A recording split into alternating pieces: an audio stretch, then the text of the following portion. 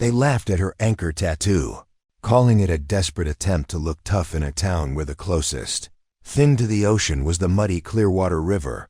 What they didn't know was that Captain Natalie Tempest, Voss, had once commanded the most feared naval strike force in the Pacific, and that small black anchor on her wrist contained details that could make admirals salute and enemies surrender. But in Riverside Falls, Montana, she was just Nat the boat mechanic, and that's exactly how she wanted it. Before we jump back in, tell us where you're tuning in from. And if this story touches you, make sure you're subscribed, because tomorrow I've saved something extra special for you. The mountain town sat nestled between pine-covered ridges like a secret kept by the wilderness itself. Population 3,847, according to the faded welcome sign, though most locals figured that number included a few optimistic estimates and at least one particularly social golden retriever. Main Street stretched for exactly 4 blocks, lined with weathered storefronts that had seen better decades, and locals who minded their own business with the dedication of people who understood that everyone had stories they preferred to keep. Buried. Natalie had arrived in Riverside Falls 8 years ago with nothing but a duffel bag, enough cash to rent the abandoned marina building, and hands that knew their way around marine engines with the kind of precision that made people think twice before asking too many questions. She'd transformed the neglected waterfront property into Clearwater Marine Services, specializing in boat repairs, dock maintenance, and the occasional custom restoration that attracted clients. From 3 states away, the Clearwater River wasn't much to look at, just a winding stretch of water that connected mountain lakes to the distant Missouri. But it served the local fishing guides, weekend warriors with their bass boats, and the handful of wealthy residents who kept cabin cruisers moored at the small marina. Natalie fixed them all with equal competence, whether it was a temperamental outboard motor or a luxury yachts complex navigation system. Her workshop occupied the main floor of the old marina building, a cavernous space filled with the organized chaos of someone who knew exactly where every tool belonged. Engines in various stages of repair sat on workbenches like mechanical patients awaiting surgery. The air smelled of motor oil, metal shavings, and the faint pine scent that drifted through the always-open bay doors. Above the main workspace, accessible only by a narrow staircase hidden behind a false wall, was an apartment where Natalie lived with the Spartan efficiency of someone accustomed to small quarters and limited possessions. At 38, she carried herself with the controlled grace of someone much younger, though her steel-gray eyes held a weariness that made people instinctively step back when they pushed too hard for personal information.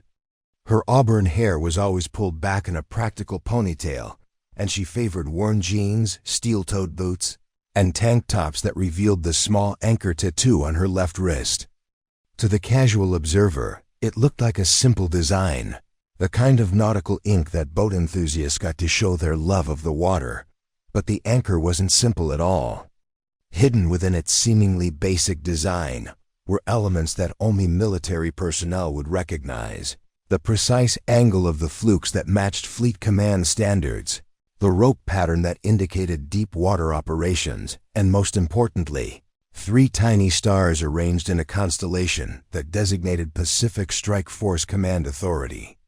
It was a military tattoo disguised as civilian decoration, a calling card that she'd hoped never to need again. The townspeople had their theories about Natalie Voss, just as small-town residents always did about anyone who arrived without family connections or easily explained histories. Some whispered that she'd fled a bad divorce, pointing to the way she never talked about her past or received personal mail. Others suspected she was running from the law, noting how she paid for everything in cash and seemed to avoid having her picture taken. Old Frank at the hardware store swore she'd been in the Navy, citing the way she instinctively stood at attention when the flag was raised at the annual 4th of July celebration, and her habit of using military time when discussing repair schedules. Truth was simultaneously simpler and more complex than any of their speculation. Natalie had indeed served in the Navy, but not in any capacity that appeared in public records or official histories. For 12 years, she'd been part of operations so classified that the sailors involved were listed as equipment rather than personnel, conducting missions in waters that didn't officially exist against enemies, who were never formally acknowledged.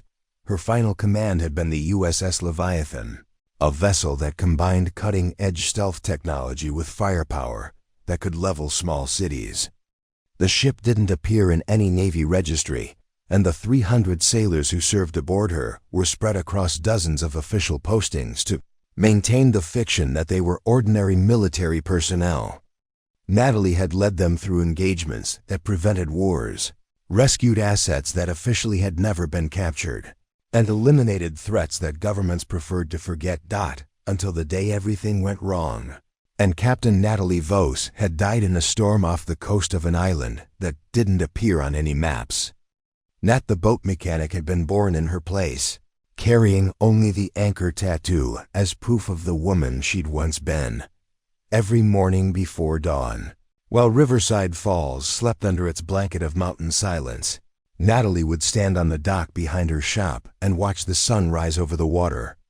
In those quiet moments, she could almost forget the weight of command, the lives lost under her orders, and the enemies who still searched for ghosts in the vast Pacific. The Clearwater River wasn't the ocean, but it moved with the same eternal rhythm. And that was enough to keep the nightmares at bay. Her days followed a carefully constructed routine designed to maintain the illusion of normalcy. Coffee at 6, workshop open by 7, steady work on whatever boats needed attention, brief conversations with customers that revealed nothing personal about herself. She'd learned to laugh at the right moments, to show just enough personality to seem human without seeming interesting, and to deflect personal questions with the kind of gentle humor that discouraged follow-up inquiries. The other marine attendants had grown accustomed to her presence over the years. There was Jenny Martinez, who ran the bait shop and fishing guide service with her teenage son. Pete Callahan, a retired forest ranger who lived on his converted houseboat year-round and served as the marina's unofficial security. And the seasonal crowd of boat owners who appreciated Natalie's skill and discretion, paying premium prices for work that was completed faster and better than anywhere else in the region. What none of them knew was that the woman they called Nat still maintained skills that had nothing to do with fixing pleasure craft. Every piece of equipment in her workshop had been modified for capabilities that extended far beyond civilian marine repair. The radio system could access military frequencies. The computer network connected to intelligence databases through channels that officially didn't exist. And in a hidden compartment beneath the workshop floor lay equipment that could transform the quiet boat mechanic back into one of the most dangerous naval officers who had ever lived. But for 8 years, that equipment had remained untouched, gathering dust while Natalie built a life that asked nothing more of her than honest work and peaceful anonymity. She'd convinced herself that the past was buried as deep as the secrets she'd sworn to protect, and that Captain Natalie Voss would remain dead forever. She was wrong. Preparing and narrating this story took us a lot of time. So if you are enjoying it, subscribe to our channel. It means a lot to us. Now back to the story. The first sign that Natalie Voss was more than she appeared came on a Tuesday morning in late September, when Tommy Harrison brought his father's vintage Chris Craft to the marina with engine trouble that had stumped 3 other mechanics. The 1967 Constellation had been in the Harrison family for generations, but its twin V8 engines had developed a mysterious vibration that made the boat nearly impossible to control at cruising speed. "Been to every shop from here to Billings," Tommy explained, running frustrated hands through his graying hair. "They all say the same thing. Engines are too old, parts don't exist anymore. Time to scrap her and buy something modern." He looked at the classic wooden runabout with the kind of pain that came from watching family history slip away. "But my grandfather built half this boat with his own hands. I can't just give up on her." Natalie walked the length of the Chris Craft, her hands trailing along the mahogany hull with the reverence of someone who understood that some things were worth preserving regardless of cost or convenience. She climbed aboard and lifted the engine compartment cover, revealing the twin Crusader engines that had powered the boat for over 5 decades. "These aren't just engines," she said quietly, studying the mechanical layout with an intensity that seemed excessive for a simple repair estimate. "They're 327 cubic inch small blocks, marinized with closed cooling systems and custom exhaust manifolds." She pointed to components that Tommy had never noticed. Someone rebuilt these engines at least twice, but they knew what they were doing. "See these modifications? The timing advance curve, the carburetor jetting, the propeller shaft alignment. This is military-grade marine engineering." Tommy blinked in surprise. Most mechanics looked at his boat and saw an expensive restoration project. Natalie was reading the engines like they told a story. "How can you tell all that just by looking?" She didn't answer immediately, instead climbing deeper into the engine compartment to examine mounting points and connection systems with the kind of systematic thoroughness that suggested formal training. When she finally emerged, there was a distant look in her eyes, as if she'd been somewhere else entirely. "I'll need 3 days," she said. "And I'll have to fabricate some parts that aren't available commercially anymore." "How much?" Tommy asked, bracing himself for the kind of estimate that would require a second mortgage. Cost of materials, plus 200 labor. The price was so reasonable that Tommy wondered if she'd misunderstood the scope of work required. "But I have one condition. When I'm done, you don't ask questions about how I knew what to fix." 3 days later, the Chris craft purred across Clearwater Lake with the smooth power of a boat half its age. Tommy had expected a competent repair, but what he got was a complete restoration to better than factory specifications. The engines ran with a precision that suggested someone had rebuilt them from memory, using knowledge that went far beyond civilian marine mechanics. Word spread through Riverside Falls with the speed that only small-town gossip could achieve. Within a week, boat owners were arriving from across the state with vessels that other shops had declared hopeless. Natalie fixed them all, displaying an encyclopedic knowledge of marine systems that ranged from antique steam launches to cutting-edge sport fishing boats, but it was the way she worked that made people wonder. She approached each repair with systematic efficiency that seemed almost military in its precision. Tools were arranged in exact patterns. Work schedules followed rigid timelines. And she had an uncanny ability to diagnose complex mechanical problems by sound alone, often identifying issues while boats were still approaching the dock. Jenny Martinez, who'd worked at the marina longer than anyone except Pete, started paying closer attention to their mysterious tenant. She noticed that Natalie never seemed to sleep past 5 in the morning, regardless of how late she'd worked the previous day. She exercised with the kind of disciplined routine that suggested institutional training, running precise distances at exact times and performing calisthenics that looked more like military drills than fitness maintenance. Most telling were the moments when Natalie thought no one was watching. Jenny observed her from the bait shop window, noting how she would sometimes stand at the end of the dock with her hands clasped behind her back, staring at the water with the bearing of someone accustomed to command. Or the way she instinctively moved to the weather side of any group, positioning herself where she could see all approaches while keeping her back protected. "That woman's got secrets," Jenny confided to Pete one evening as they secured the marina for the night. "Military secrets, if you ask me." Pete, who'd spent 30 years in the Forest Service and knew how to read people shaped by government training, nodded slowly. "Question is, what kind of military? And why's she hiding from it?" The anchor tattoo became a source of increasing speculation among the marina's regular customers. What had initially appeared to be simple nautical decoration revealed subtle details under closer examination. The rope work was too precise, the proportions too exact, and the overall design too professional to be typical civilian ink. Local tattoo artist Danny Reeves, who'd worked on fishing boats before opening his shop, declared it the most technically accurate anchor design I've ever seen. Like someone copied it from an engineering manual, but it was the way certain visitors reacted to the tattoo that raised the most questions. A retired Coast Guard captain, visiting Riverside Falls for a fishing vacation, stopped mid-sentence during a conversation about navigation equipment when he glimpsed Natalie's wrist. He stared at the design with obvious recognition before excusing himself abruptly and leaving the marina without explanation. 2 weeks later, a group of men claiming to be sport fishermen arrived with an expensive baseboat that needed minor engine work. They spoke with the casual confidence of people accustomed to being obeyed, and their boat showed none of the wear patterns typical of recreational fishing vessels. They watched Natalie work with unusual intensity, paying more attention to her methods than to her explanations of the required repairs. "Nice tattoo," one of them commented as she finished adjusting their engine timing. "Naval?" "Decorative," Natalie replied without looking up from her tools.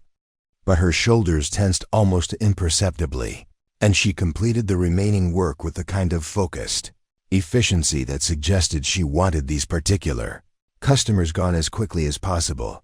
The men paid in cash and left, without the friendly conversation typical of most marina visitors. After they were gone, Pete noticed that Natalie spent extra time securing her workshop that evening, checking locks and testing alarm systems with unusual thoroughness. Strange equipment began appearing in her workspace, items that seemed excessive for civilian boat repair. A radio system capable of military-grade encryption. Computer monitors that displayed navigation charts with detail levels unavailable to civilian users. Diagnostic equipment that could interface with naval communication systems. When questioned about the sophisticated gear, Natalie explained it as necessary for working on high-end electronics, but the explanations felt rehearsed and incomplete. Her knowledge proved unnaturally comprehensive in ways that extended beyond mechanical skills. She could predict weather patterns with accuracy that impressed local pilots, identify aircraft by engine sound alone, and discuss marine navigation with the kind of precision that suggested formal training at the highest levels. Yet she claimed her education came from trade, schools, and experience, deflecting questions about where she'd learned such specialized skills. Most mysterious of all were the phone calls that came late at night. Conversations conducted in voices too low to overhear, but with body language that suggested official communications. Natalie would emerge from these calls looking troubled, sometimes spending hours afterwards standing on the dock in the darkness, staring at water that reflected starlight like scattered memories. The townspeople developed increasingly elaborate theories about their enigmatic marina mechanic. Some believed she was a former Navy engineer hiding from industrial espionage charges. Others suspected she'd been involved in classified research projects that had ended badly. A few whispered about connections to intelligence agencies or special operations units that preferred their alumni to remain invisible, but the truth was both simpler and more dangerous than any of their speculation.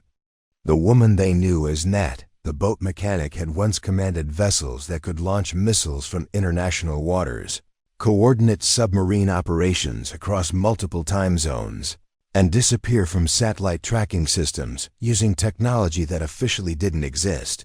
And in her workshop, hidden beneath false floors and behind concealed panels, lay equipment that could transform the quiet marina back into a naval command center, capable of operations that would make admirals take notice and enemies reconsider their plans. The anchor tattoo on her wrist wasn't just decoration or even military pride. It was a coded identification system that marked her as one of the most dangerous naval officers who had ever lived. A woman whose strategic knowledge could shift the balance of power in conflicts that most people never knew existed. But for 8 years, that knowledge had remained buried beneath the carefully constructed fiction of civilian life. Captain Natalie Tempest Voss had died in storm-tossed waters off a forgotten island, taking her secrets to the bottom of the Pacific. Or so she'd hoped, because secrets, like anchors, have a way of holding fast even when you try to cut them loose. And the past was already moving through dark waters toward Riverside Falls. Drawn by signals that only those who knew the codes could recognize, the anchor tattoo was about to become a beacon, calling home ships that Natalie had hoped would never find her again. The first snow of winter was falling on Riverside Falls when Admiral William Hartwell arrived at Clearwater Marine Services, though he didn't look like any Admiral Natalie had ever seen. He wore faded jeans, a flannel shirt, and work boots that showed genuine wear, driving a beat-up Ford pickup that could have belonged to any local rancher. But his posture gave him away the moment he stepped out of the truck, spine straight, shoulders back, eyes scanning the marina with the systematic thoroughness of someone trained to assess tactical situations. Natalie was under the hull of a 30-foot cabin cruiser when she heard the truck's diesel engine shut off in the marina parking lot. Something about the sound made her pause, wrench halfway to a stubborn bolt. The engine note was too precise, too well maintained for a casual visitor. She slid out from under the boat and wiped her hands on a shop rag, watching through the bay doors as the stranger approached her workshop. He walked with the measured pace of someone who knew exactly where he was going, his eyes taking in details that most visitors ignored. The radio antenna array on her workshop roof, the reinforced door frames that could withstand more than weather, the sight lines from her windows that provided clear views of all marina approaches. When their eyes met across the 30 feet of concrete between them, Natalie felt a chill that had nothing to do with the November wind. "Miss Voss?" His voice carried the kind of authority that made junior officers snap to attention, though he spoke quietly enough that no one else could overhear. "I wonder if we might have a word," Natalie continued, cleaning her hands, using the mundane action to buy time while her mind raced through possibilities.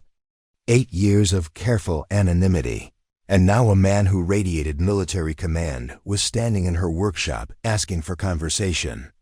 She could deny her identity, claim he had the wrong person, but something in his expression suggested he wasn't operating on speculation. "Depends on what kind of word you're looking for," she replied, stepping closer but maintaining distance that would allow quick movement if necessary. "If it's about boat repairs, I'm your woman.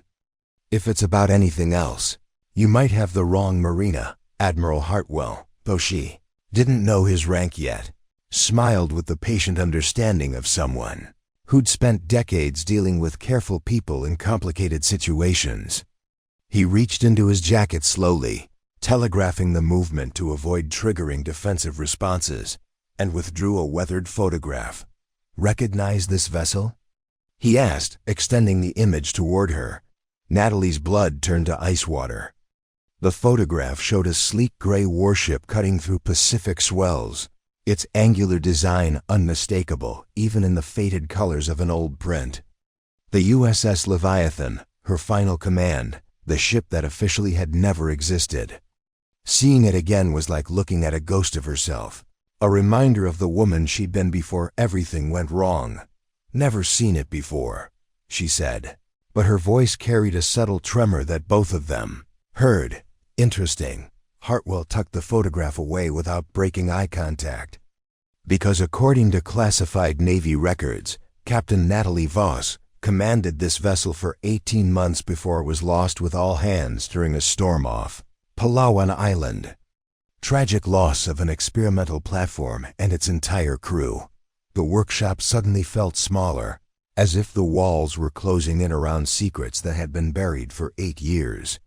Natalie forced herself to breathe normally, to maintain the facade of confused civilian, even as her mind calculated escape routes and defensive options. "Captain Voss died in that storm," she said carefully, "along with everyone else aboard that ship. If you're looking for survivors, you're talking to the wrong person. Am I?" Hartwell stepped closer, his eyes dropping briefly to the anchor tattoo on her wrist. because that particular design includes elements that were only used on Fleet Command Insignia for Pacific Strike operations. Specifically, the rope pattern indicates deep water engagement authority, and those 3 stars represent command of vessels with strategic level capabilities. Natalie's hand instinctively moved to cover the tattoo, a defensive gesture that confirmed what Hartwell already suspected. The anchor wasn't just military decoration. It was a coded identification that marked her as one of the Navy's most classified commanders. "Lots of people get nautical tattoos," she said, but the words sounded weak even to her own ears. "Doesn't mean anything special. This one does." Hartwell's voice carried absolute certainty. "Because I was the one who authorized Captain Voss to get that tattoo after she completed the Pacific Strike Operations Command course." "It's not decorative, Ms. Voss. It's a credential." The revelation hit like a physical blow. This man hadn't found her by accident or investigation. He'd been part of her original command structure, someone who knew details that only a handful of people had ever possessed. Natalie felt the carefully constructed walls of her civilian identity beginning to crumble. "What do you want?" she asked, abandoning the pretense of ignorance. "I want to offer you a choice," Hartwell replied. "The same choice I should have offered you 8 years ago instead of letting you disappear into bureaucratic limbo." He gestured toward the marina around them, the boats bobbing peacefully at their slips, the quiet mountain town that had become her refuge. "This is a nice life you've built. Honest work, peaceful existence, no one shooting at you or demanding impossible decisions under impossible circumstances. I respect what you've accomplished here, but—" Natalie sensed the conditional nature of his statement.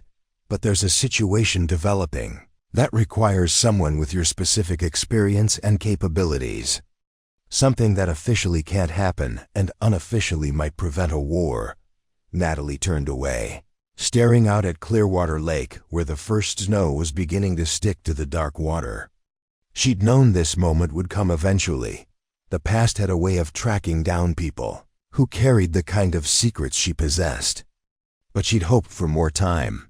More years of the simple life she'd built among people who knew nothing of submarine warfare and classified operations. "I'm retired," she said firmly. "Permanently retired. Find someone else." "There is no one else." Hartwell's voice carried a weight that suggested he wasn't exaggerating. "The program that created officers like you was discontinued after the Leviathan incident. Too expensive, too politically risky. Too many questions from oversight committees who didn't understand the strategic value of deniable assets." He pulled out a tablet, swiping to display satellite imagery that made Natalie's pulse quicken. Ship formations moving through international waters, submarine signatures tracked by systems she recognized, missile platforms deployed in patterns that suggested preparation for major operations. 3 weeks ago, a Chinese naval task force took control of the Scarborough Shoal in the South China Sea. Officially, it's a routine training exercise. Unofficially, they're establishing a permanent military presence that could shut down 40% of global shipping if activated. Natalie studied the tactical display despite herself, her mind automatically analyzing fleet positions and deployment patterns. The Chinese formation was sophisticated, professionally executed, and positioned to maximum strategic advantage. Whoever planned this operation understood naval warfare at the highest levels. "Send the 7th Fleet," she said.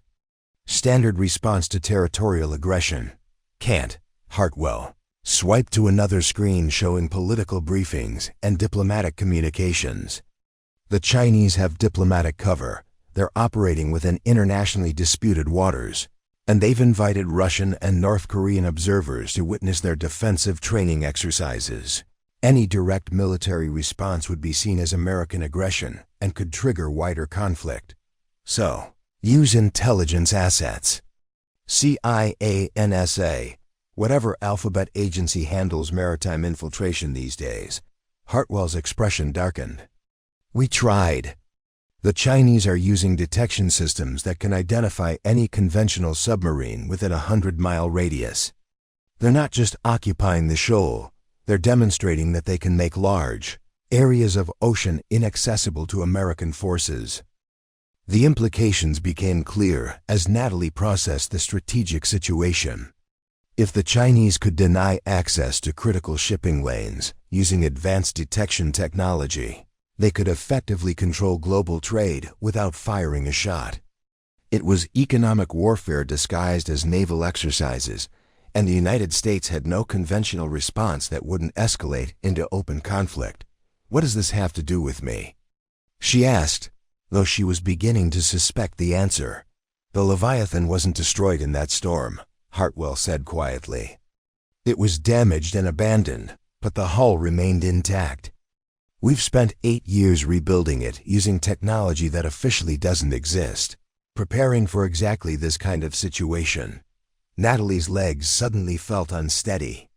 Her ship, the vessel she'd commanded through impossible missions and finally lost to bureaucratic politics and natural disaster, still existed. Not just as memory or classified file, but as operational reality. The new Leviathan incorporates stealth systems that can defeat Chinese detection networks, Hartwell continued. But it requires a commander who understands its capabilities and limitations, someone who knows how to use unconventional tactics in conventional warfare. "You want me to take command of a ship that's supposed to be dead," Natalie said, "to conduct operations that officially can't happen, against an enemy that's not technically an enemy. I want you to do what you've always done, sail into impossible situations and find ways to succeed." Hartwell's voice carried the weight of old respect and current desperation. "The mission parameters are simple. Infiltrate the Chinese operational area, gather intelligence on their detection capabilities, and demonstrate that American naval forces can operate anywhere in international waters. And if I refuse?" Hartwell was quiet for a long moment, watching snow collect on the workshop windows. "Then the Chinese establish precedent for controlling critical sea lanes. Our allies lose confidence in American naval supremacy, and we face the choice between economic strangulation and military confrontation." Natalie understood the stakes, just as she understood that her quiet life in Riverside Falls was about to end regardless of her decision. The Chinese operation would draw global attention to naval capabilities and classified technologies. Intelligence agencies would investigate anyone with relevant experience or knowledge. Her carefully maintained anonymity would collapse under scrutiny that no civilian identity could withstand. "How long do I have to decide?" she asked. "The Chinese exercise is scheduled to conclude in 72 hours, Hartwell replied. "After that, their temporary presence becomes permanent installation, and the window for response closes." As if responding to some unseen signal, Hartwell's satellite phone buzzed with an incoming message. He glanced at the screen and his expression tightened. That timeline just accelerated. "Chinese naval intelligence has identified the Leviathan's rebuild location. We have maybe 24 hours before they move to eliminate the threat." The workshop felt charged with sudden urgency, like the air before a thunderstorm. Natalie realized that her choice wasn't whether to return to naval command. It was whether to fight on her terms or wait for the battle to come to her. Outside, snow continued to fall on the peaceful marina where she'd found 8 years of sanctuary. But sanctuary, like all safe harbors, was only temporary shelter from storms that eventually demanded to be faced in open water. "Where's my ship?" she asked. Admiral Hartwell's answer came in the form of coordinates transmitted to a secure GPS device he pulled from his jacket. "Puget Sound Naval Shipyard, Bremerton, Washington. Dry Dock 7, sublevel access." He handed her the device along with a set of credentials that identified her as Commander Sarah Mitchell, Naval Intelligence. "Your transport leaves from the regional airport in 2 hours." Natalie stared at the fabricated identity documents, noting the quality of the forgery and the attention to detail that suggested government-level resources. The photograph showed her face but with subtle alterations. Different hair color, contact lenses that changed her eye color. Enough modification to fool casual inspection while maintaining her basic features. "You've been planning this for a while," she observed. 8 years, Hartwell admitted. "Ever since the Leviathan project was officially terminated and unofficially transferred to black budget development. We knew that eventually we'd need the kind of commander who could handle unconventional operations. And there aren't many officers with your combination of strategic thinking and tactical flexibility." Natalie walked to her workshop window, looking out at the marina where her carefully constructed civilian life continued its peaceful routine. Jenny was closing the bait shop for the day, securing tackle displays and counting the day's modest receipts. Pete was winterizing boat engines on the floating docks, preparing for the long Montana freeze that would lock the marina in ice until spring. Normal people living normal lives, blissfully unaware that global shipping lanes and economic stability hung in the balance of decisions being made in their quiet mountain sanctuary. "What about Lieutenant Commander Riley Chun?" she asked, naming the officer who'd served as her executive officer aboard the original Leviathan. "He knew the ship's systems better than anyone except me." Hartwell's expression darkened. "Chun died in a helicopter crash 6 months ago. Mechanical failure during a routine training flight." His pause carried implications that made Natalie's stomach tighten. "Same week that Commander Jessica Torres had a diving accident off the California coast. Equipment malfunction, they said. Someone's been eliminating Leviathan crew members," Natalie said. The tactical picture becoming clearer. 3 confirmed deaths, 2 suspicious accidents, and 1 officer who disappeared during shore leave in Singapore. Hartwell consulted his tablet, scrolling through personnel files marked with red annotations. Chinese intelligence has been very thorough in their research of American naval capabilities. The revelation hit like a cold wave. Her former crew members, people she'd served alongside, trained with, trusted with her life, were being systematically murdered to prevent exactly the kind of operation Hartwell was proposing. The Chinese weren't just occupying strategic territory. They were eliminating the human assets who could challenge their naval supremacy. "How many of us are left?" she asked. "Active crew members with detailed knowledge of Leviathan systems?" "You're the last one." Hartwell's voice carried the weight of accumulated loss. "Which is why this mission is both absolutely critical and completely personal. They killed your people, Natalie. They're going to keep killing until they've erased every trace of the program that created the most effective naval platform in history." Natalie felt the familiar surge of command responsibility, the protective instinct that had driven her through impossible missions during her active service. Her crew members hadn't just been subordinates. They'd been family, bound together by shared dangers and mutual dependence that civilian relationships couldn't match.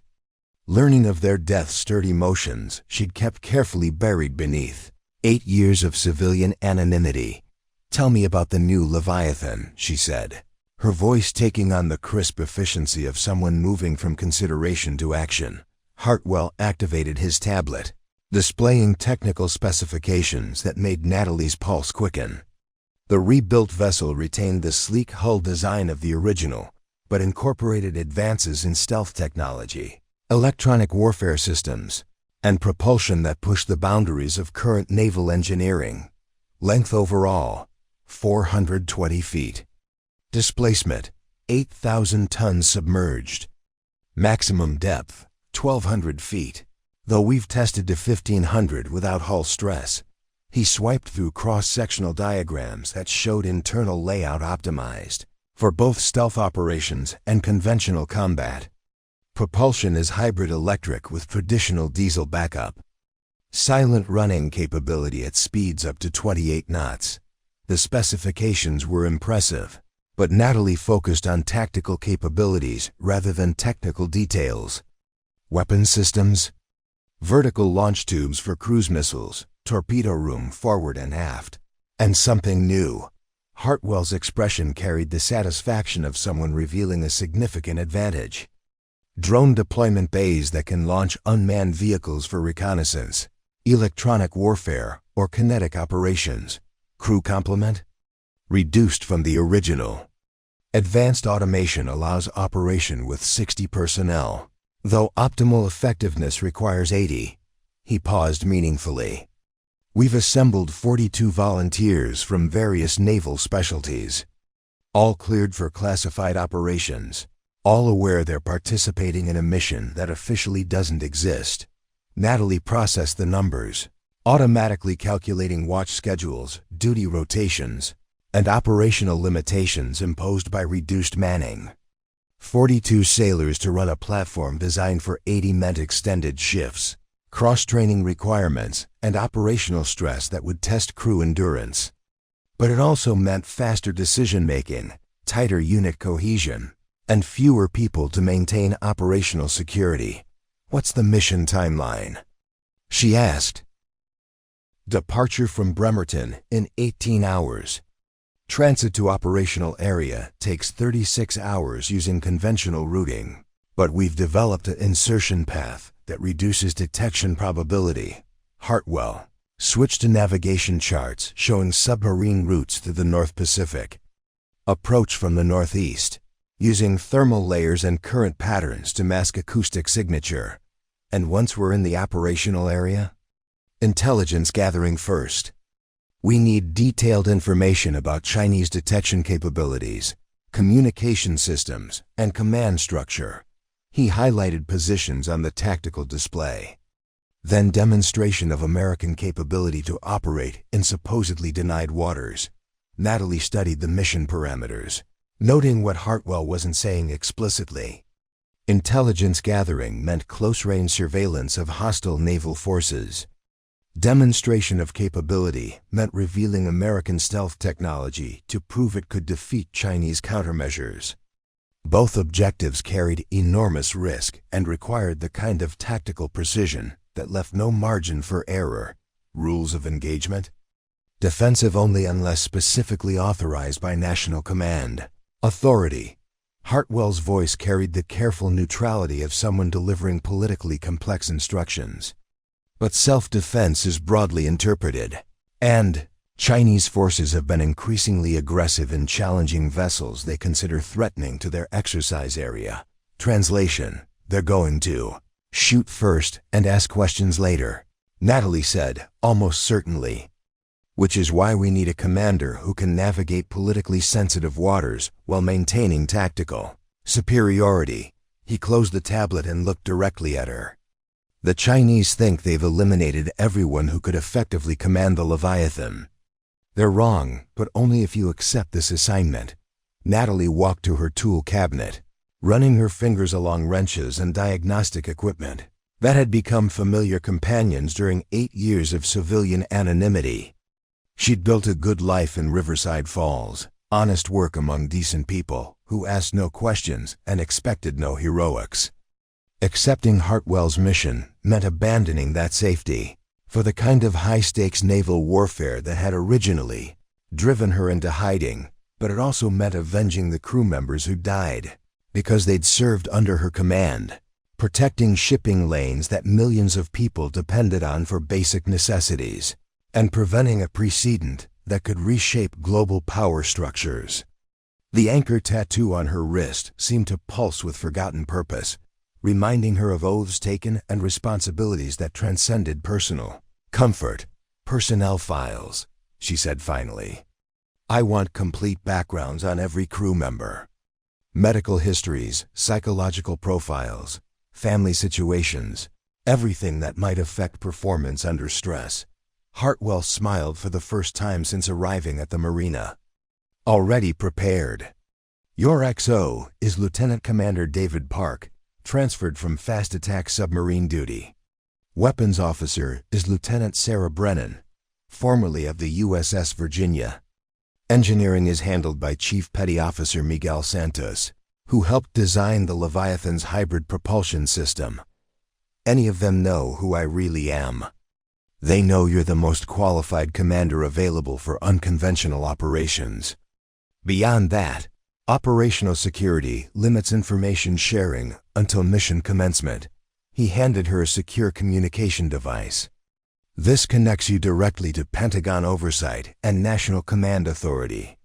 Whatever decisions you make in the operational area will have full government backing. Natalie accepted the device, feeling its weight as more than electronic hardware.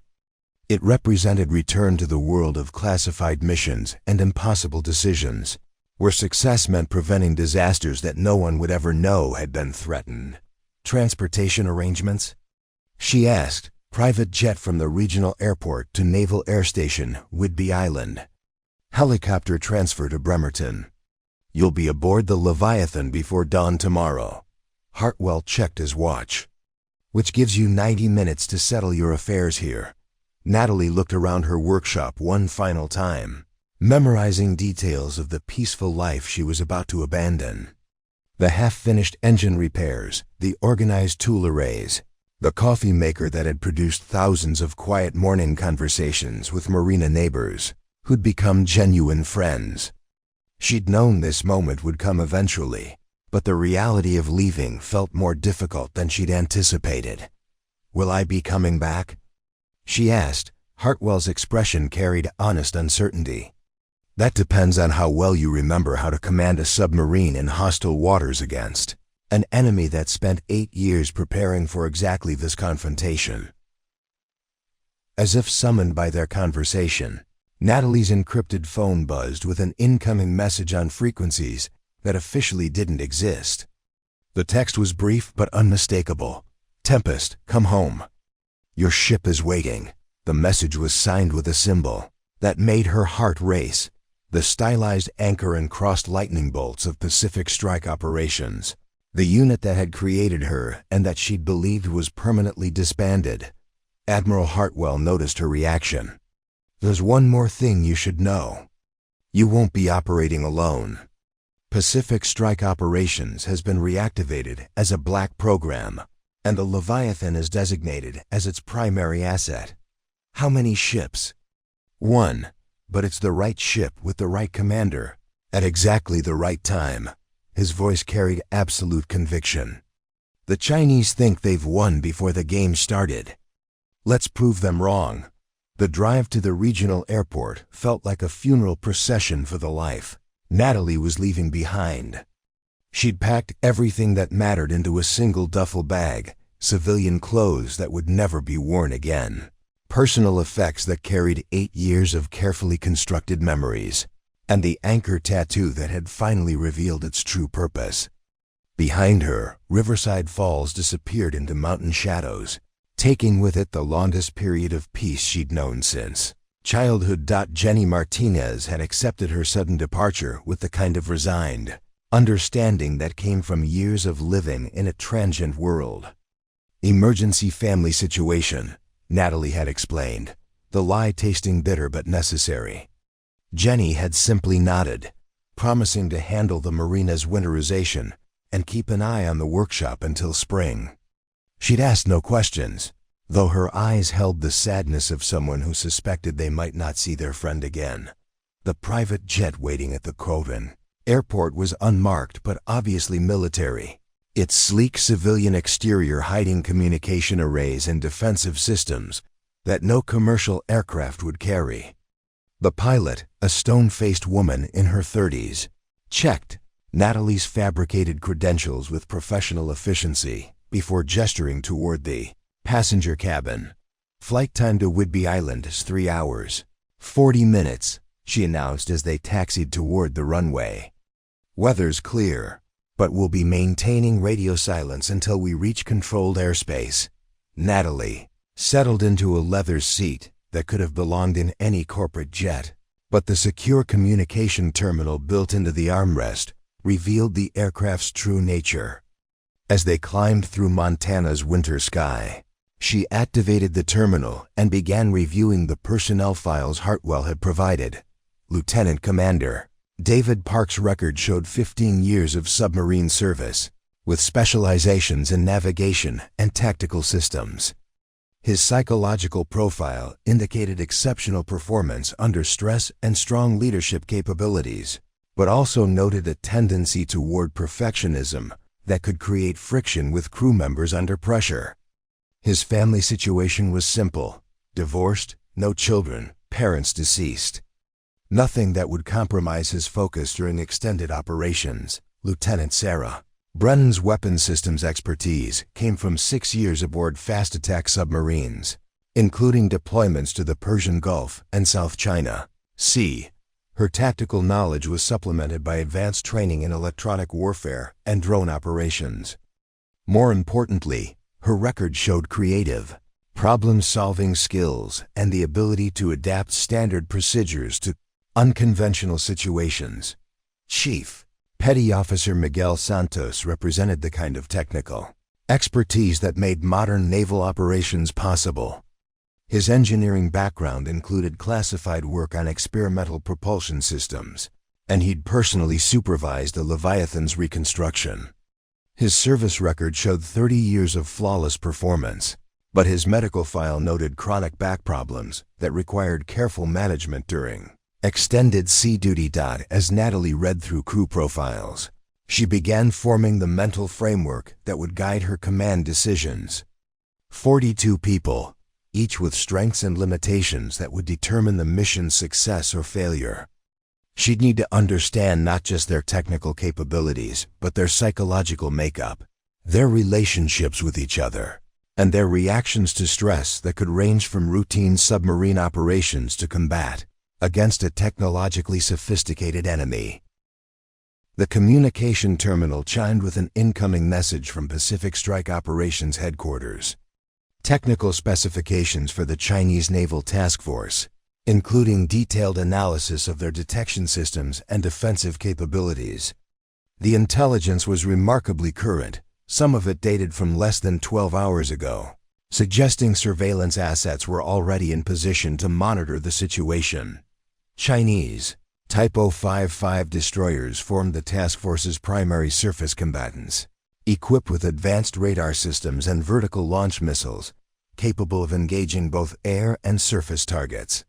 Supporting them were Type 054 frigates, optimized for anti-submarine warfare, their sonar arrays specifically designed to detect American submarine signatures.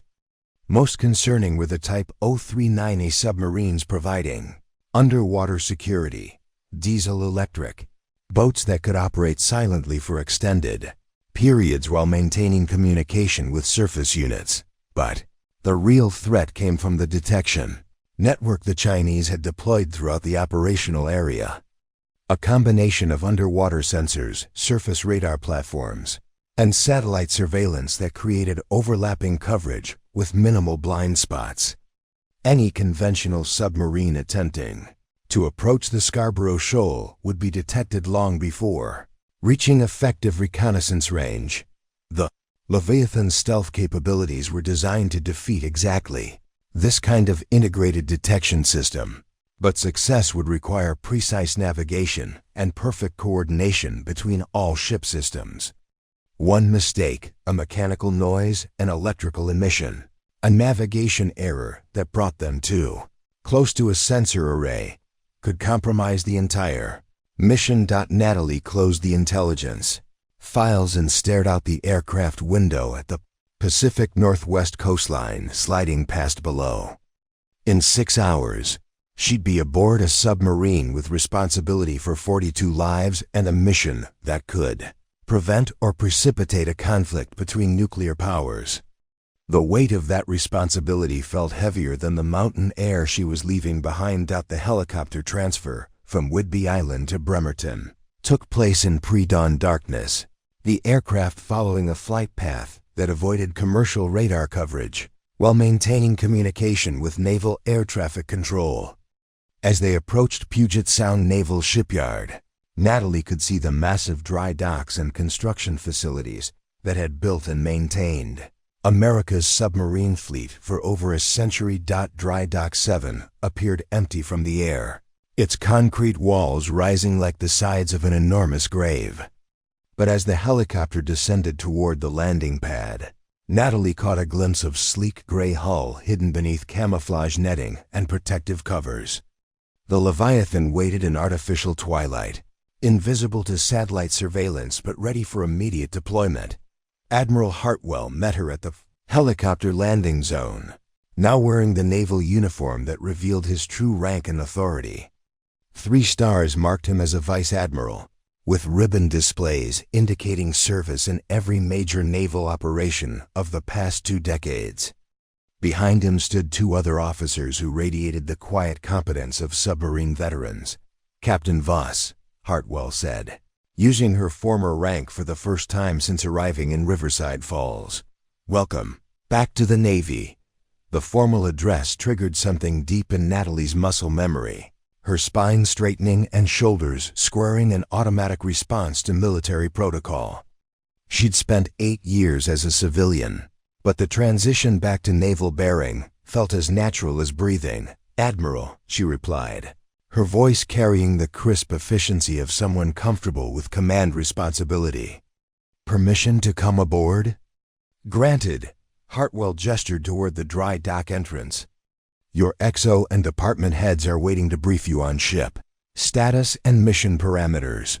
The walk through the shipyard felt like a journey backward through time, each step taking her further from the peaceful marina mechanic she'd been and closer to the submarine commander she'd always been beneath the surface. Security checkpoints verified her identity at multiple levels, each one confirming clearances that officially didn't exist for a woman who was supposed to be dead. The entrance to dry dock 7 required biometric verification that included retinal scanning and genetic sampling, security measures that went far beyond standard naval protocols. As the massive doors slid open, Natalie finally saw her ship in full detail. The Leviathan looked like a predator designed by engineers who understood that form followed function in the deadliest possible way. Its hull curved with mathematical precision to deflect sonar pings, while its sail rose like a dorsal fin equipped with sensors and communication arrays that could penetrate any electronic countermeasure. The submarine was larger than she remembered, its increased size accommodating the advanced systems that made it the most capable underwater platform ever constructed.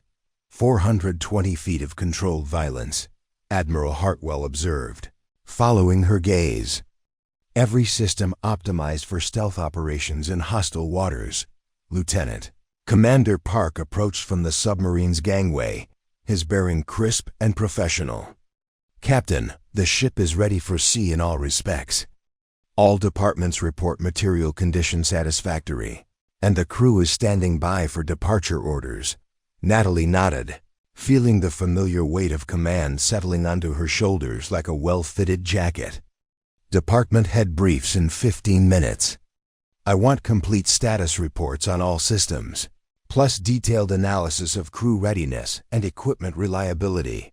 "Aye, Captain," Park replied, but his eyes held questions about the woman who'd appeared from nowhere to command the Navy's most classified submarine. As they walked toward the Leviathan's gangway, Natalie felt the final transformation taking place. The anchor tattoo on her wrist no longer felt like a burden from the past, but like a badge of authority for the mission ahead. Captain Natalie Voss was officially returning to active duty, bringing with her 8 years of hard-won wisdom about the difference between survival and victory. The submarine's interior embraced her like a familiar friend, its narrow passages and efficient layout triggering memories of hundreds of hours spent in similar spaces. But the Leviathan incorporated advances that made her previous command seem primitive by comparison. Digital displays replaced analog gauges, automated systems handled tasks that once required constant human attention, and weapon systems integrated seamlessly with navigation and communication platforms. In the captain's cabin, barely large enough for a desk and narrow bunk, Natalie found a uniform laid out with the precision of a military ritual. Navy working uniform in the correct size, with rank insignia that identified her as a commander rather than captain. The slight reduction in rank provided operational security while maintaining her authority over the crew as she changed from civilian clothes into military uniform. Natalie felt the final pieces of her old identity falling away. The peaceful marina mechanic who'd spent 8 years fixing boat engines was officially dead, replaced by the submarine commander, who would take the Leviathan into waters where discovery meant death and failure meant war. She emerged from the cabin to find her department heads assembled in the wardroom, their faces reflecting the mixture of excitement and apprehension that preceded all high-stakes naval operations. These were the people who would turn her orders into reality, whose skill and dedication would determine whether the mission succeeded or became another classified tragedy buried in Pentagon files. "Gentlemen," she said, her voice carrying the quiet authority that transformed groups of individuals into unified crews. "Let's go hunting." The Leviathan slipped beneath the surface of Puget Sound at 0347 hours. Her descent so smooth that crew members felt only the slightest change in cabin pressure as 8,000 tons of advanced submarine technology disappeared into the pre-dawn darkness.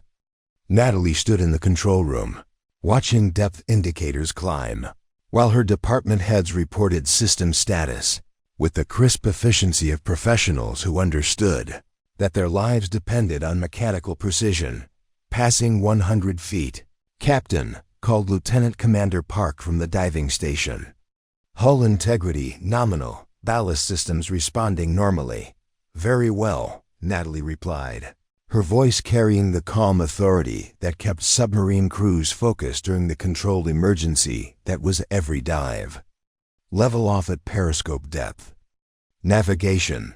Set course for waypoint Alpha."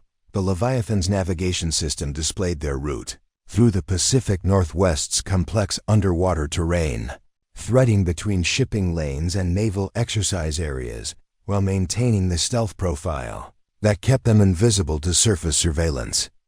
Their destination lay 4,000 miles to the west, where Chinese naval forces maintained their increasingly permanent presence around the Scarborough Shoal. Chief Santos appeared at Natalie's elbow, his weathered face showing the satisfaction of an engineer whose systems were performing exactly as designed. "Captain, propulsion plant is operating at optimal efficiency. Hybrid electric drive is running silent, and we're maintaining 18 knots with minimal acoustic signature." "Outstanding, Chief," Natalie acknowledged, though her attention was focused on the sonar displays that showed other vessels in their vicinity. Commercial shipping moved in predictable patterns along established routes, while military traffic followed protocols that experienced submarine commanders could read like road signs. But there was something else on the sonar screens, a contact that appeared intermittently at the edge of detection range before fading back into background noise. Lieutenant Brennan noticed it too, her weapons station displays tracking the anomalous return with increasing precision. "Captain, I'm holding a possible submarine contact bearing 075. Range approximately 20,000 yards, Brennan reported. "Contact appears to be matching our course and speed." Natalie moved to the sonar station, studying the acoustic patterns that revealed more than visual observation could provide in the underwater environment. The contact signature was subtle but distinct, showing characteristics that marked it as a diesel-electric submarine operating on battery power. "Classification?" she asked the sonar operator, a petty officer whose ears had been trained to distinguish between the acoustic fingerprints of different submarine classes. "Possible Kilo class, Captain." "Russian construction, but the signature's been modified." "Could be an export variant operating under foreign flag." The tactical picture became clearer as Natalie processed the implications. Russian submarines didn't normally operate in American coastal waters without diplomatic notification, which meant this contact was either conducting intelligence gathering or following the Leviathan's movement with hostile intent. "Time to deep water?"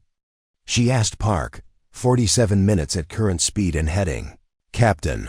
Natalie weighed her options with the kind of rapid calculation that separated competent submarine commanders from exceptional ones.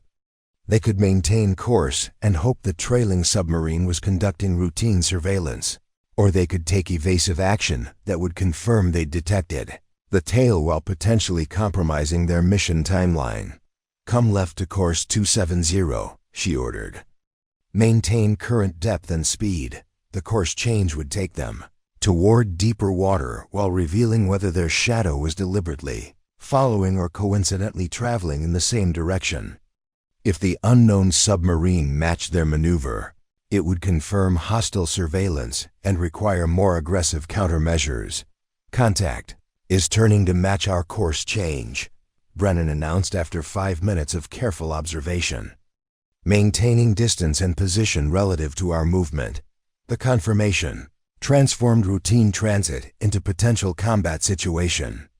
Natalie's mind automatically shifted into tactical mode, calculating the relative capabilities of her submarine versus the shadowing vessel while considering the broader implications of engaging a foreign military unit in American territorial waters. "XO, what's our weapons status?" she asked Park. "Torpedo tubes loaded with Mark 48s, vertical launch system armed with Tomahawks," he replied. "All weapons systems tested and ready, but engaging the trailing submarine would compromise the Leviathan's stealth capabilities and potentially reveal advanced technologies that were supposed to remain classified. More importantly, attacking a foreign vessel without clear hostile action could trigger the kind of international incident that the mission was designed to prevent." "Captain," the communications officer called from his station, receiving encrypted message on the emergency command frequency. Natalie accepted the communication device, noting the ultra-high encryption that indicated direct contact from National Command Authority. The message was brief but unmistakable. "Leviathan actual. Be aware of increased foreign intelligence activity in your operational area. Maintain mission security at all costs." Message ends. The warning confirmed what she'd already suspected. The Chinese weren't the only ones interested in the Leviathan's capabilities. Russian intelligence services had likely identified the submarine's reconstruction and were attempting to gather technical information that could compromise American naval advantages. "Sonar, I want continuous tracking on our shadow," she ordered. "Any change in his behavior, any indication he's preparing to close range or transmit, I want to know immediately." The next 3 hours passed in the kind of tension that defines submarine warfare, where invisible enemies maneuvered for advantage in an environment where detection meant vulnerability and mistakes meant death. The Russian submarine maintained its surveillance position with professional competence, staying close enough to monitor the Leviathan's movement while avoiding actions that would justify American retaliation. But as they approached the deep water that would allow the Leviathan to demonstrate its true capabilities, the tactical situation began to shift. The trailing submarine moved closer, its sonar emissions becoming more active and aggressive. It was no longer just observing. It was preparing to gather detailed intelligence on American stealth technology. "Contact is closing range and increasing active sonar sweeps," Brennan reported. "He's trying to map our hull configuration and acoustic signature." Natalie faced the kind of decision that defined naval command. Allow a foreign intelligence service to compromise classified capabilities, or take action that could escalate into armed conflict. The anchor tattoo on her wrist seemed to pulse with remembered authority as she calculated options that had no perfect solutions. "Diving officer, take us down to 600 feet, she ordered. "Navigation, plot a course through the Mendocino fracture. Zone, let's see if our friend wants to follow us into challenging water." The Leviathan's descent into the deep ocean revealed capabilities that separated it from conventional submarines. Its advanced hull design handled pressure that would crush lesser vessels, while its navigation systems threaded through underwater terrain with precision that bordered on supernatural. Behind them, the Russian submarine struggled to maintain contact as the Leviathan disappeared into thermal layers and acoustic shadows that made sonar tracking nearly impossible. The pursuit became a three-dimensional chess game played in an environment where one mistake could mean implosion from water pressure or collision with underwater mountains. "He's falling behind, Captain," sonar reported. "Our friend can't match our depth capability or navigate this terrain at speed." But instead of feeling satisfaction at losing their tail, Natalie experienced the uneasy realization that the encounter had revealed too much about the Leviathan's capabilities. The Russian submarine had gathered acoustic data and performance information that would be analyzed by intelligence services and shared with potential enemies. "Surface the communications mast," she ordered. "I need to report this contact to Fleet Command." The encrypted transmission to Pacific Strike Operations Headquarters carried implications that extended far beyond a single submarine encounter. If foreign intelligence services were actively tracking the Leviathan before it reached its operational area, then the Chinese Naval Task Force would be prepared for exactly the kind of stealthy approach that made the mission possible. Admiral Hartwell's response came within minutes, his message carrying the weight of altered strategic calculations. "Be advised, Chinese forces have been alerted to possible American submarine presence in Western Pacific.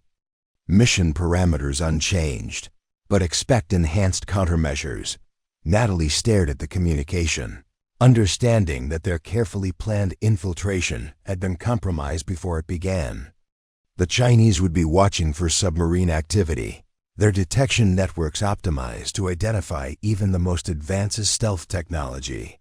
What should have been a reconnaissance mission was becoming a direct confrontation between the most sophisticated naval platforms on both sides. "XO, assemble the department heads in the wardroom," she ordered. "We need to discuss tactical modifications based on changed threat conditions." As the Leviathan continued its transit toward the South China Sea, Natalie realized that the mission's success would depend not just on superior technology, but on tactical innovation that could overcome an enemy who knew they were coming. The Chinese Naval Task Force had spent weeks preparing defensive positions, but they were expecting conventional American submarine tactics. Captain Natalie, Voss was about to remind them why the anchor tattoo on her wrist had been earned through operations that officially never happened, in waters where the only rule was survival and the only victory was completing the mission. Regardless of odds, the hunt was about to begin, but the roles of hunter and prey remained to be determined by whoever could adapt fastest to changing conditions in an environment where seconds meant the difference between success and catastrophe. In the wardroom, surrounded by officers who trusted her with their lives, Natalie began planning an approach that would either establish American naval supremacy or create the kind of international incident that could reshape global power structures.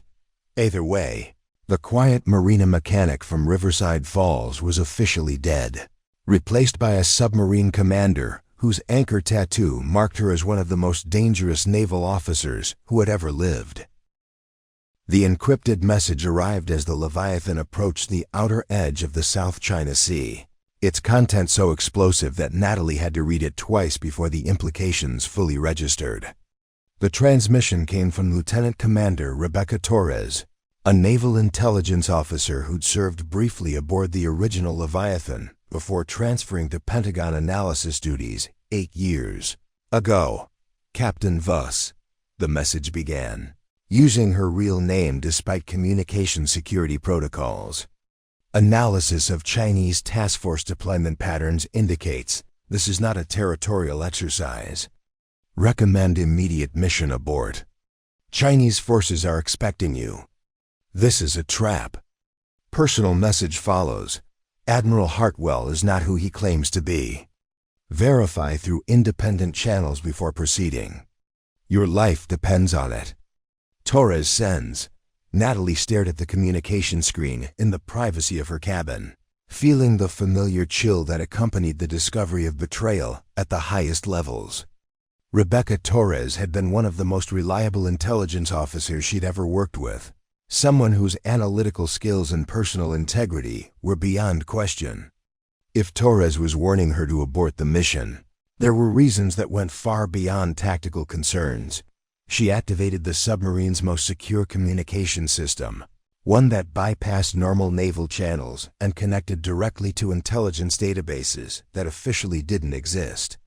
Her access codes, dormant for 8 years, still functioned with the kind of bureaucratic permanence that suggested someone had been maintaining her security clearances, despite her supposed death.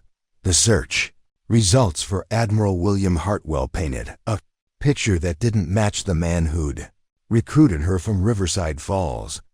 According to official records, Admiral Hartwell had died 6 months ago in a car accident outside Norfolk Naval Base. The man who'd appeared at her marina was using stolen identity, credentials, and forged authorization documents.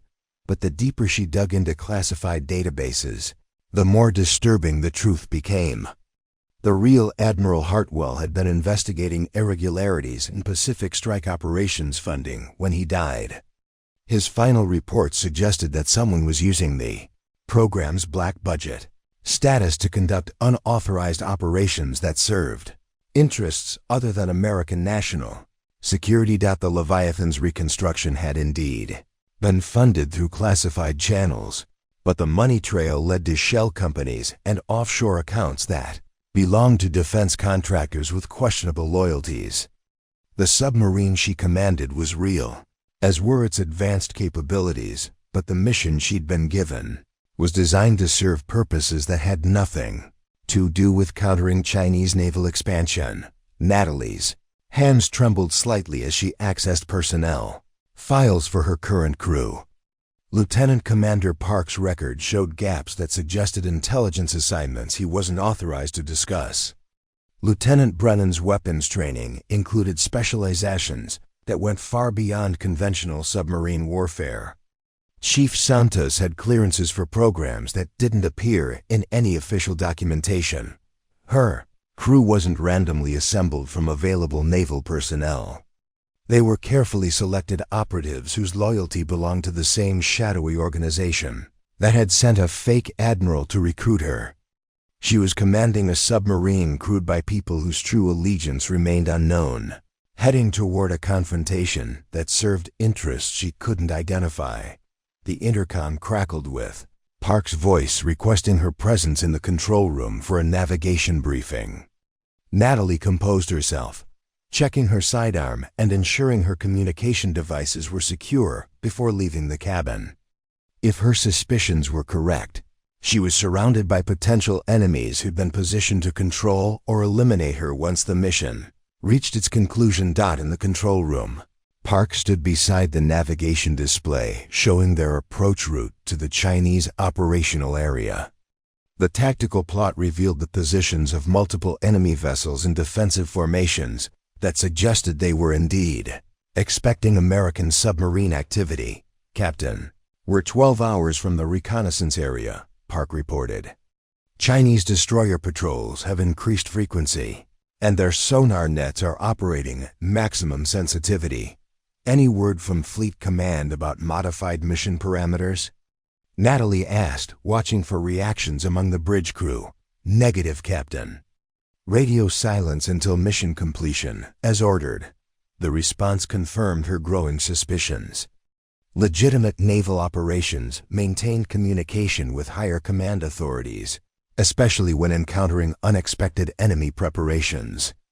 Radio silence was a tactic used by organizations that preferred their activities to remain unmonitored by official oversight. Natalie moved to the sonar station, studying the acoustic signatures of Chinese naval vessels while calculating tactical options that went beyond the mission parameters she'd been given.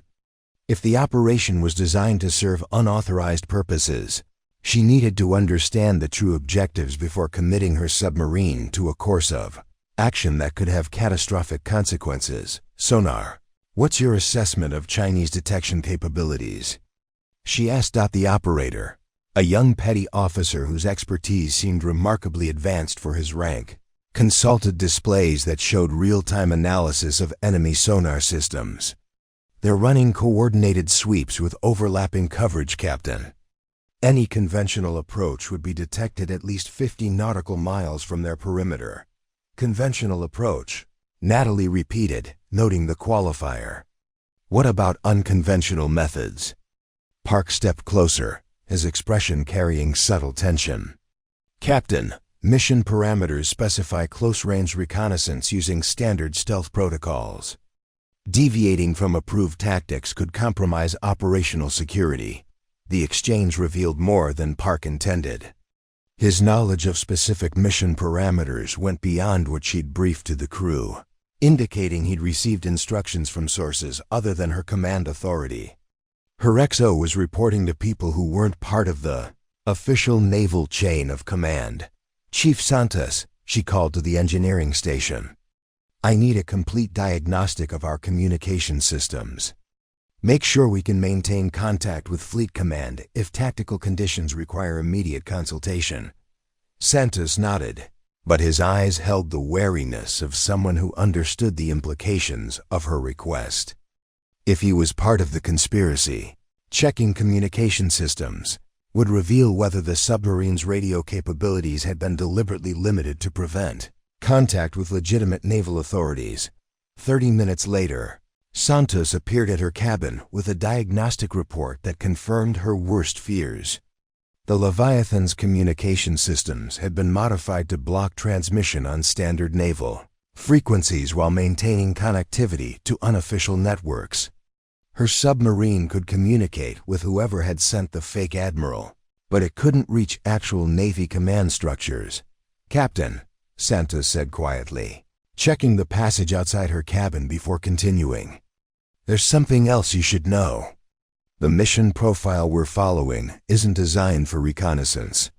The weapon systems have been configured for offensive operations against specific targets. What kind of targets? Chinese command vessels. The vertical launch system is loaded with bunker buster warheads instead of standard Tomahawks. Someone wants us to eliminate the Chinese task force leadership and make it look like an American first strike. The revelation hit like a physical blow. The mission wasn't about gathering intelligence or demonstrating American naval capabilities. It was designed to assassinate Chinese naval commanders and trigger the kind of international incident that could justify expanded military operations in the South China Sea, but who benefited from armed conflict between the United States and China? Defense contractors who profited from military spending. Intelligence agencies that gained power during international crises. Foreign powers that wanted to see both superpowers weakened by mutual confrontation. Chief, are there any crew members you trust completely? She asked. Maybe 6 or 8, Captain. People I've served with before who don't fit the pattern of this assignment. He handed her a handwritten list of names. The rest are either true believers or professionals who follow orders without asking questions. Natalie studied the list, recognizing some names from personnel files that had seemed too perfect, too carefully selected. Her submarine was divided between legitimate naval personnel, who thought they were serving their country, and operatives whose loyalty belonged to organizations that profited from international chaos. The tactical situation was becoming clearer but more dangerous. She commanded advanced submarine technology that could indeed defeat Chinese detection systems and eliminate their naval leadership. But doing so would trigger a crisis that could escalate into armed conflict between nuclear powers, serving interests that had nothing to do with American national security. Her encrypted phone buzzed with another message from Torres. Satellite imagery shows Chinese task force includes hospital ships and civilian research vessels. This is not a military exercise. Chinese are conducting humanitarian operations while maintaining defensive posture. American attack would be war crime. The final piece of the puzzle fell into place with sickening clarity. The Chinese weren't establishing permanent military presence. In the South China Sea, they were conducting combined humanitarian and research operations while maintaining defensive capabilities to protect their civilian vessels. An American submarine attack would be seen as unprovoked aggression against non-combatant targets. Whoever was orchestrating this operation wanted to create an international incident that would permanently damage American credibility while providing justification for expanded military involvement in the region. The defense contractors funding the mission would profit from both initial conflict and subsequent military buildup. Natalie faced the kind of command decision that defined naval leadership: follow orders that served unknown masters, or take independent action that could save lives while ending her career. The anchor tattoo on her wrist seemed to pulse with the weight of oaths taken to protect and defend, not to serve the profit margins of defense contractors. She activated the submarine's general announcing system, her voice carrying throughout the Leviathan with the authority of command. "All hands, this is the captain. Stand down from mission approach. We are altering course pending clarification of tactical objectives." Park appeared at her cabin immediately, his expression no longer showing the deference appropriate to executive officers. "Captain, you don't have authority to modify mission parameters. Higher command requires completion of assigned objectives." "Higher command?" Natalie's voice carried the dangerous calm that preceded decisive action. "Which higher command would that be, XO? Because according to my investigation, the Admiral who gave us this mission died 6 months ago. The confrontation she'd been avoiding was about to begin, and the stakes extended far beyond a single submarine mission. The truth about who controlled the Leviathan and who had been systematically eliminating officers who knew too much about unauthorized naval operations was about to be revealed in the kind of struggle that would determine whether American naval power served the Constitution or the highest bidder.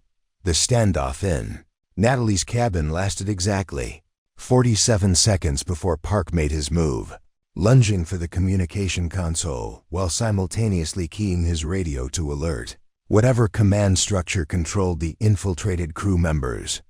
But 8 years of civilian life hadn't dulled the reflexes that had kept Captain Natalie Voss alive through impossible missions, and she intercepted his movement with the kind of precision that separated special operations veterans from ordinary sailors. Park hit the deck hard, his radio skittering across the cabin floor as Natalie secured his sidearm and zip-tied his hands with restraints she'd kept hidden in her personal gear.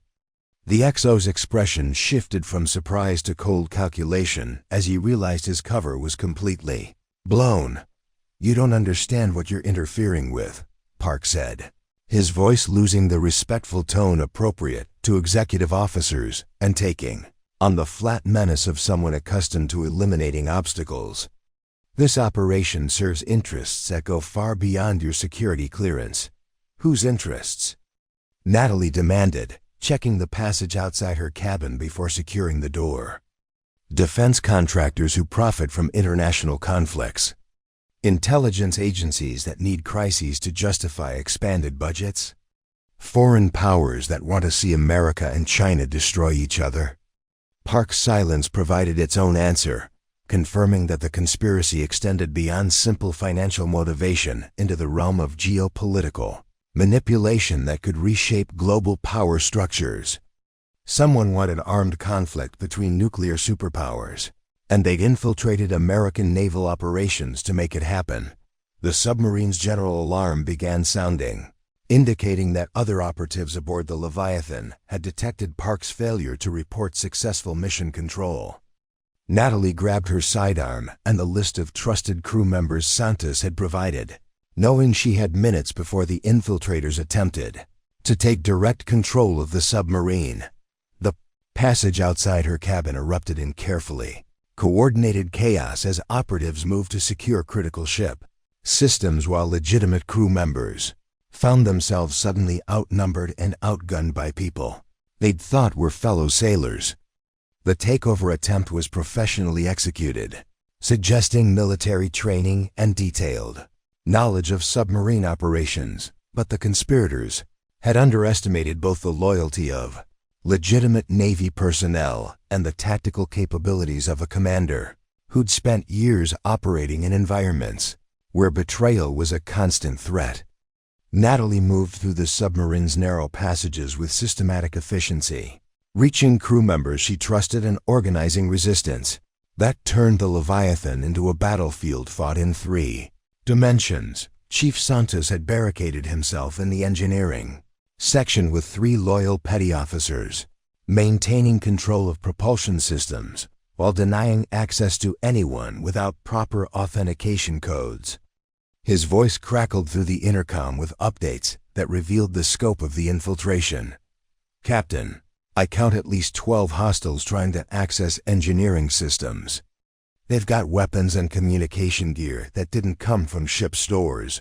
Lieutenant Brennan, surprisingly, appeared at Natalie's side, carrying a shotgun loaded with less lethal rounds designed for shipboard use.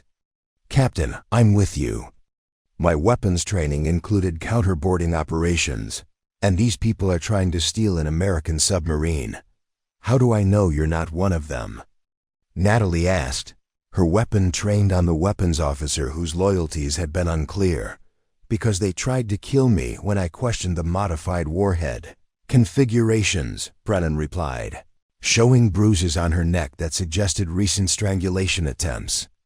"I figured out the bunker busters were designed to maximize civilian casualties, not eliminate military targets." The revelation confirmed Natalie's worst fears about the mission's true objectives, while providing an ally whose technical expertise would be critical for retaking control of the submarine. Together, they began working their way toward the control room where the infiltrators were attempting to override navigation systems and communication protocols. The firefight that followed was unlike anything in conventional naval warfare, conducted in spaces so confined that combatants could touch opposite walls simultaneously while engaging enemies at ranges measured in feet rather than yards. The Leviathan's advanced systems became weapons in themselves, as loyal crew members used environmental controls to flood hostile-occupied sections with fire suppressant gas while blocking access routes through automated security systems.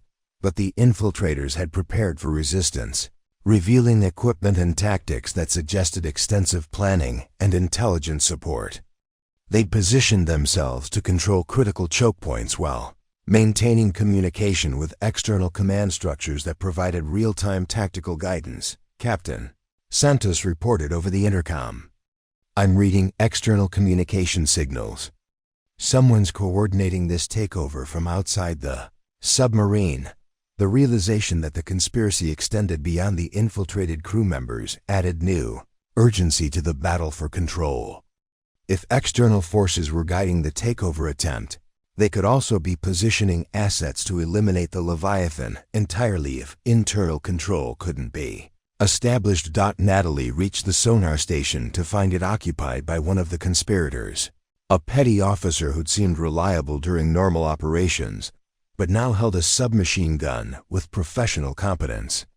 The engagement was brief but decisive, ending with the infiltrator unconscious and Natalie in control of the submarine's primary sensor systems. The sonar displays revealed the tactical situation that explained the coordinated takeover attempt. Chinese naval forces were approaching from multiple directions, their movement pattern suggesting they'd been alerted to the American submarine's presence and were closing for either capture or destruction. But more alarming were the contacts approaching from the east, American naval vessels that weren't supposed to be in the area according to official deployment schedules. The conspiracy included positioning legitimate Navy forces to either support the false flag operation or eliminate witnesses if the Leviathan crew couldn't be controlled.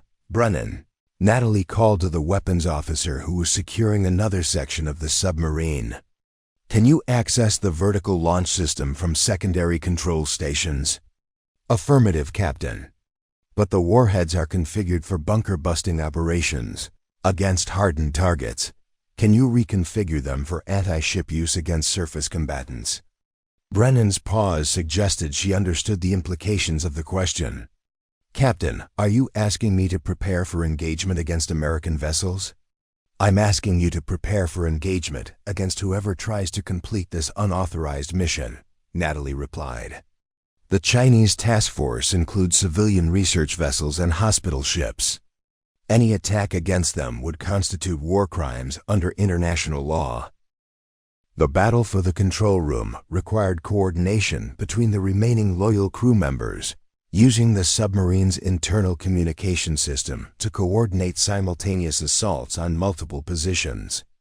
The infiltrators had established defensive positions with interlocking fields of fire, but they lacked the intimate knowledge of ship systems that allowed the legitimate crew to use environmental controls and mechanical systems as tactical advantages. The final engagement lasted 11 minutes and resulted in the capture or incapacitation of all known infiltrators aboard the Leviathan. But victory came with the sobering realization that external forces were still coordinating efforts to complete the mission, either through remote control of ship systems or direct elimination of the submarine that had become a liability. Captain, the communications operator, reported after restoring contact with legitimate naval frequencies. I'm receiving authentication codes from Pacific Fleet Command. They're ordering immediate mission abort and return to base.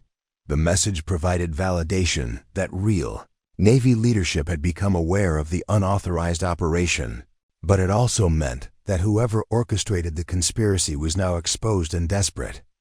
Desperate people with access to military assets posed threats that extended beyond the immediate tactical situation.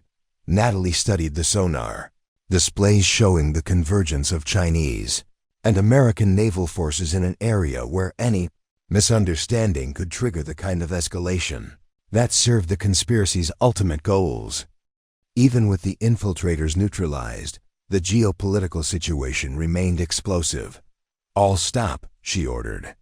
"Bring us to periscope depth and prepare to surface." The decision to reveal the Leviathan's position carried enormous risk, but continued concealment might allow external forces to complete their false flag operation using other assets. Sometimes the best tactical decision was the one that prevented unnecessary battles rather than winning them. As the submarine rose toward the surface, Natalie prepared for the most difficult part of command, explaining to both Chinese and American forces that they'd all been manipulated by interests that profited from international conflict. The anchor tattoo on her wrist seemed to pulse with the weight of decisions that could prevent or precipitate a war between nuclear powers. Through the periscope, she could see the Chinese task force maintaining defensive formations, while American vessels approached from multiple directions. The stage was set for exactly the kind of confrontation that the conspiracy had engineered, and only her testimony could prevent it from proceeding according to plan. "Communications. Open channels to all vessels in the area," she ordered. "This is Commander Natalie Voss aboard the USS Leviathan. I have intelligence regarding unauthorized military operations that threaten both American and Chinese forces. Request immediate communication with senior commanders from all parties.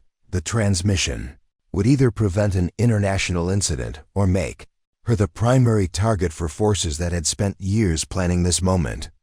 But the anchor tattoo marked her as someone who'd sworn to protect and defend, not to serve the profit margins of defense contractors who treated international stability as a commodity to be manipulated for financial gain. The response came within minutes, as radio frequencies erupted with demands for verification, authentication, and explanation from naval commanders who suddenly found themselves facing a situation that went far beyond their original mission parameters. Captain Natalie Voss was about to discover whether truth could defeat conspiracy, when the stakes included the balance of power between nuclear superpowers.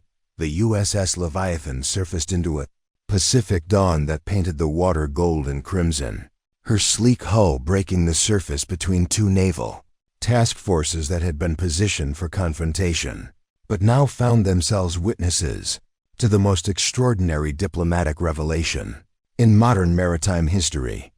Natalie stood on the submarine's bridge, watching through binoculars as American and Chinese warships maintained careful distances, while their commanders processed intelligence that rewrote their understanding of recent events. Admiral Chun Wei, commanding the Chinese task force from the destroyer Changsha, was the first to respond to Natalie's transmission. His English carried the precision of someone educated at naval Academies that valued international cooperation over nationalist rhetoric. Commander Voss, we have reviewed the intelligence files you transmitted. If your allegations are accurate, both our nations have been manipulated by interests that profit from our mutual distrust. Captain James Morrison of the USS Shiloh, representing the American vessels that had been positioned to support what they believed was a legitimate intelligence operation, added his own sobering assessment. Commander, Pentagon oversight is confirming irregularities in the authorization for your mission. It appears we've all been used as pawns in someone else's game. The evidence Natalie had transmitted painted a picture of conspiracy that extended far beyond a single unauthorized submarine mission. Financial records showed defense contractors funding operations through shell companies while coordinating with intelligence agencies that served corporate, rather than national interests. Communication intercepts revealed planning sessions where military conflicts were discussed as market opportunities rather than geopolitical crises. Most damning were the recorded conversations between the fake Admiral Hartwell and his handlers, discussions that revealed the systematic elimination of naval officers who discovered unauthorized operations within the Pacific Strike program. The deaths that had appeared to be accidents or routine casualties were actually targeted assassinations designed to protect a network that treated military personnel as expendable assets. The scope of this conspiracy extends beyond what any single investigation can address, Natalie transmitted to both task force commanders. But the immediate threat has been neutralized. Chinese humanitarian operations can proceed without interference, and American naval forces can return to legitimate deployments. Admiral Chun's response carried the measured relief of someone who'd been prepared for combat, but preferred diplomatic solutions. Commander Voss, your actions have prevented an incident that could have had catastrophic consequences for both our nations. China will remember this service to international stability, but the resolution of immediate tensions couldn't address the broader implications of what had been discovered. The conspiracy involved defense contractors, intelligence operatives, and political figures whose influence extended throughout the military-industrial complex that shaped American foreign policy.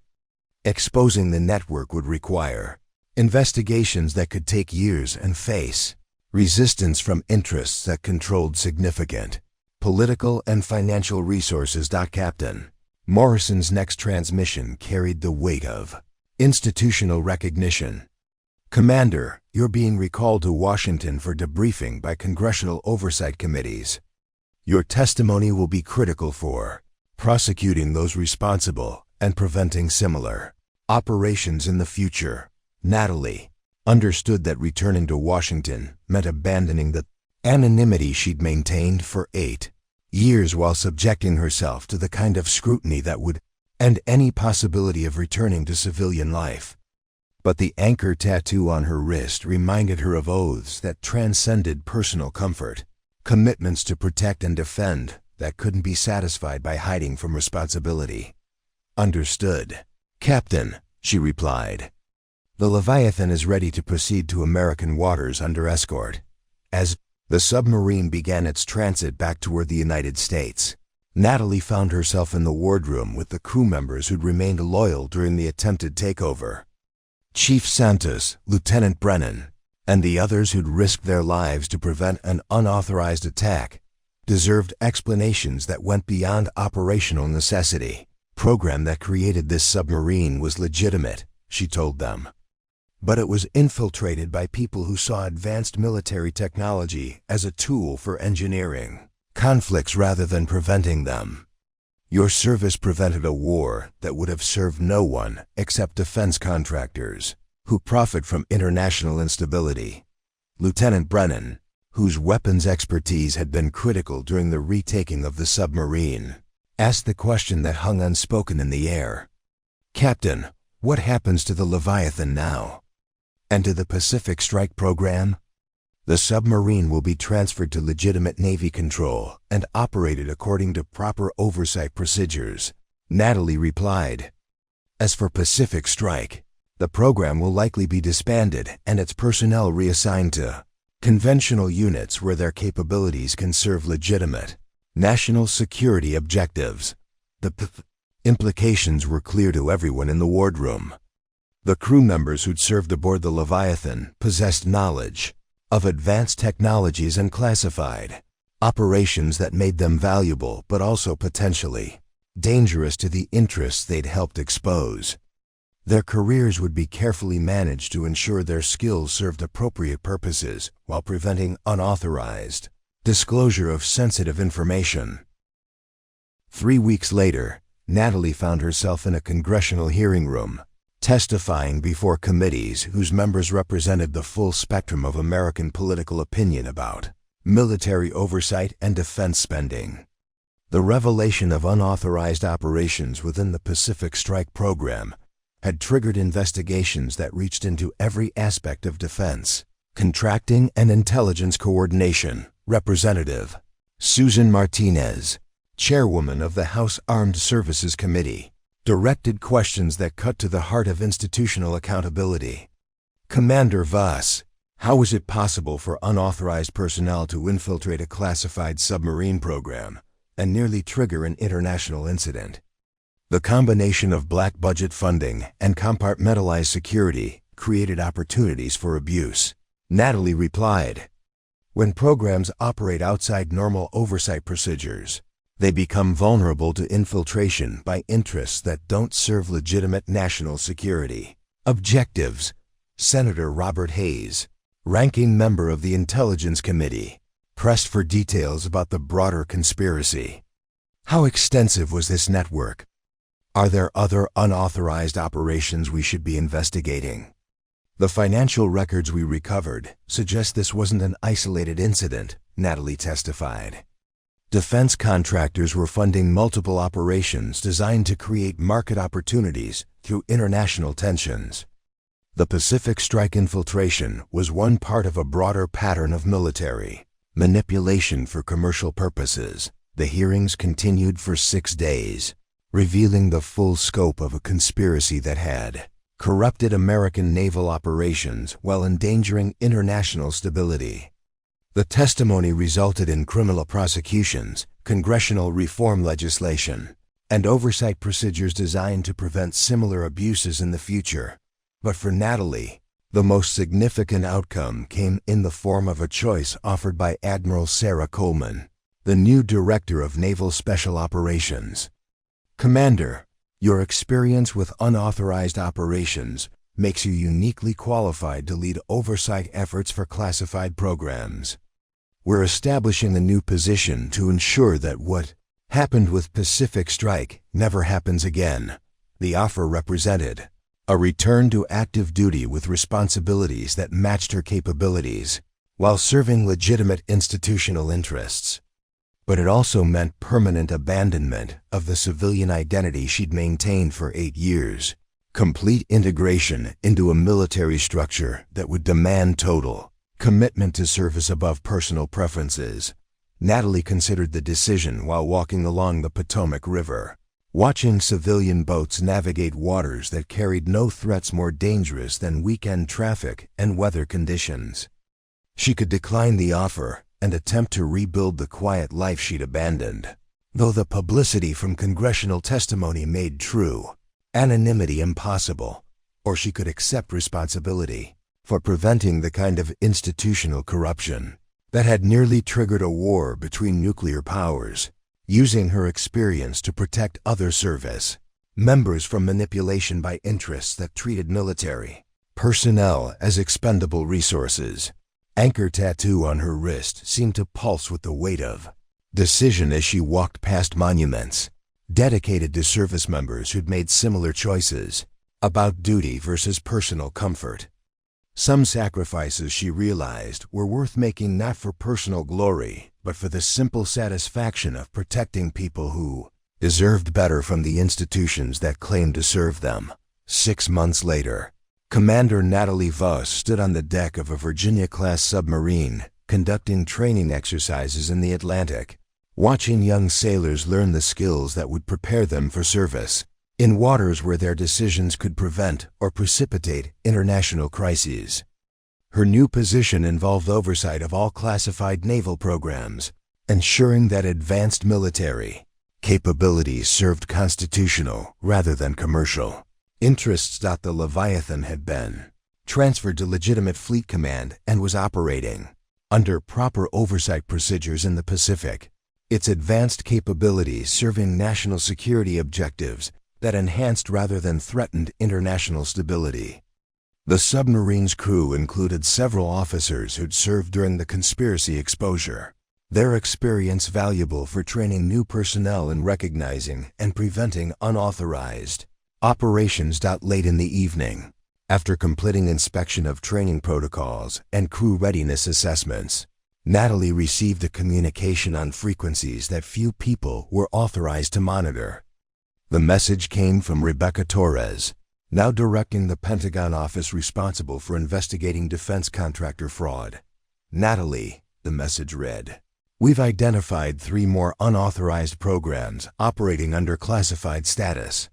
Your expertise is needed to determine whether they serve legitimate purposes or represent continued infiltration by commercial interests. How soon can you be in Washington?" The request represented exactly the kind of responsibility she'd accepted when choosing service over civilian anonymity. Somewhere in the vast bureaucracy of American defense operations, other conspiracies might be developing. Other service members might be facing manipulation by interests that prioritized profit over national security. Natalie studied her reflection in the submarine's bridge windows, noting how the months of renewed service had restored the bearing and confidence that 8 years of civilian life had softened but never eliminated. The anchor tattoo remained visible on her wrist, its fleet command insignia marking her as someone whose authority derived from proven competence rather than political appointment. "Signal Washington," she told the communications officer. "Commander Voss will report for assignment as directed." As the submarine turned toward port, Natalie understood that her journey had come full circle.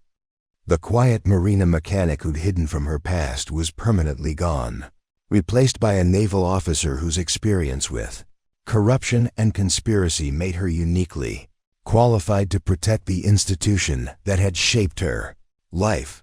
The anchor tattoo that had once been a burden was now a badge of authority, marking her as someone who'd chosen service over safety and proven that loyalty to constitutional principles mattered more than following orders from unauthorized sources. Out in the distance, lights of the naval base grew brighter against the darkness, welcoming home a submarine and its crew, who'd learned that the most important battles were sometimes fought not against foreign enemies, but against the corruption that threatened American military institutions from within. Captain Natalie Voss was going home, but home was no longer a place of hiding. It was a position of responsibility where her anchor tattoo marked her as someone who'd earned the right to stand watch over those who served, ensuring that their sacrifices protected democracy rather than the profit margins of defense contractors who treated war as just another business opportunity. Legend of Valkyrie lived on, not in classified files or military records, but in the quiet dedication of an officer who'd chosen to remain visible and accountable, using her experience to prevent others from facing the betrayals that had once driven her into hiding. Some anchors she'd learned were meant to hold fast. Up next, you've got 2 more standout stories right on your screen. If this one hit the mark, you won't want to pass these up. Just click and check them out.